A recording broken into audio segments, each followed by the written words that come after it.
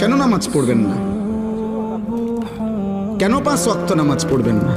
শুক্রবারে শুধু জুমার নামাজ পড়েন, 5 ওয়াক্ত নামাজ পড়েন। আমনে সালাক, আমরা বেকুব। হ্যাঁ, আমরা চিরা খাইয়া বড় হয়েছি,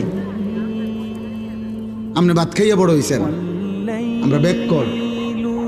শুক্রবারে শুধু 2 রাকাত নামাজ দিলে পড়িলে 1 সপ্তাহ নামাজ হয়ে যায়। আপনি এত সহজ কথাটা বুঝা লাইলেন, আমরা বুঝলাম না কেন? ওটা এই বলেন না কেন?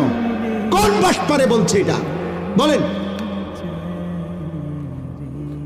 কোন হুজুর তো দূরে থাক, কোন বাটপারে বলছে কিনা আপনারে যে হে মুসলমানের বাচ্চা, শুধু শুক্রবারে 2 রাকাত নামাজ পড়লে চলে আর 1 সপ্তাহ নামাজ পড়তে হয় না?